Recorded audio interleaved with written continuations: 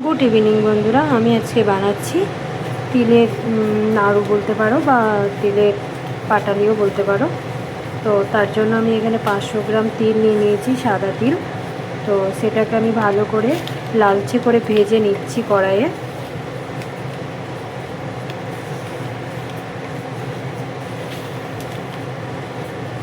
এটা লাল লাল করে ভেজে নেব।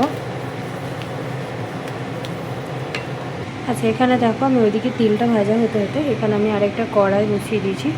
কড়াই আমি অল্প একটু জল নিয়ে নিলাম, অল্প পরিমাণেই নেব। এখানে তার মধ্যে একটু দিয়ে দিচ্ছি আমি চিনি।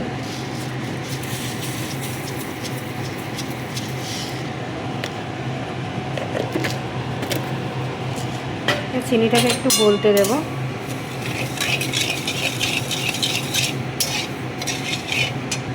চিনিটা কিছুটা গলে গেছে, এবার তোমাদের পরিমাণ মতো তোমরা গুড়টা দিয়ে দেবে। আমি আমার পরিমাণ মতো গুড়টা দিয়ে দিচ্ছি।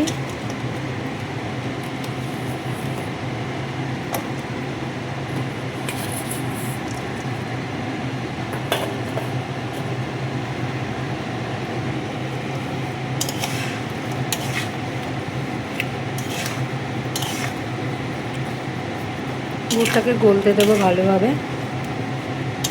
আমরা যেমন নাড়ু বানাই ওরকম ধরনেরই পাকটা বানাতে হবে, তার থেকে একটু কড়া ভাব বানাতে হবে। এদিকে দেখো তিলটা একবার করে নেড়ে দিচ্ছি। এটা ভালো করে ভেজে নিতে হবে, কাঁচা থাকলে ভালো লাগবে না।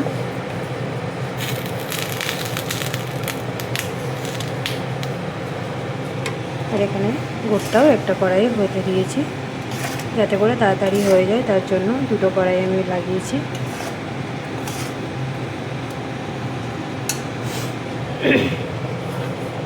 খুব ঘন ঘন নাড়তে হবে, নাহলে পুড়ে যাবে। এভাবে আমি লাল লাল করে ভেজে নেব।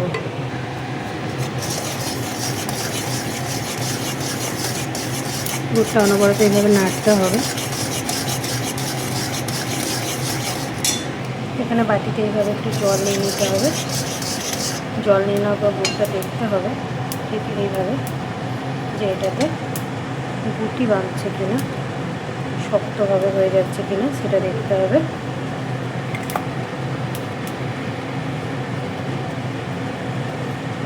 ঠিক এরকম দেখো আমার হয়ে গেছে এটা।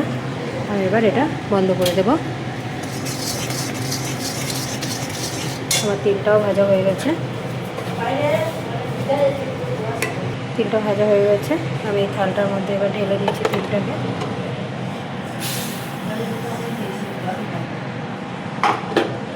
দেখো খুব সুন্দর একটা তিলটা ভাজা হয়ে গেছে।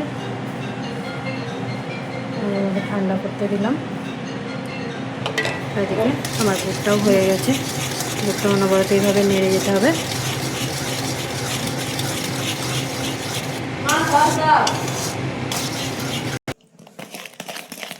এইভাবে নাড়তে হবে। দেখো এবার এর মধ্যে তিলের মধ্যে গুড়টাকে সব দিয়ে দিতে হবে। দেখো তিলের মধ্যে এইভাবে গুড়টাকে মিক্স করে নিতে হবে। এইভাবে মিক্স করে নেওয়ার পর এগুলো গোল গোল করে পাকিয়ে নিতে হবে।